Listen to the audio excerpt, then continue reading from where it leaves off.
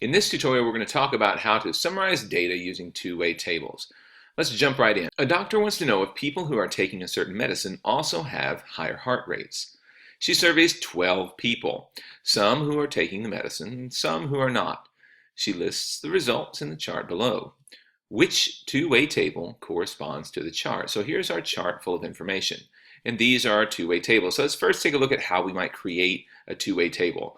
Think about using tally marks. Tally marks are those little things when you count like that. So what you're going to do is you're going to look at this table that gives you the information, the chart that gives you the information. Patient A takes the heart medicine. Yes. Has a high heart rate? No. So we'll look at our two-way table, and we know that across the top, high heart rate, alongside takes medicine. So let's put a tally mark where that goes. This person takes the medicine, yes, but does not have a high heart rate. So we'll put a tick mark there. And then B takes medicine and has a high heart rate. So they take the medicine, yes, and they have a high heart rate. So a tick mark goes there. C, yes and yes. So another one goes there. D, yes and no. So yes takes the medicine and no has not got a high heart rate. And so you can see how we'd fill up all this data, right? And so then that would translate over here where we'd write the number in. So let's see which one of these tables represents this data. Let's clear out all of that.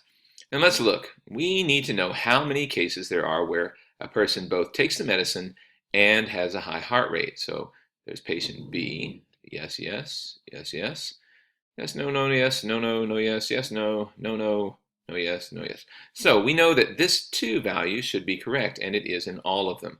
So let's move on to the next one. How about 2 no's, right? So we have one who would say no, they do not take the medicine, and no, they do not have a high heart rate. We should see 3 of those. Let's count how many there are, where there are both no's. So there's one, letter F, and there's one at letter I, and there's one at letter K. So there should be 3 of those. Well, that removes this one, letter B, because they have 4 there. That's wrong. Can't do that.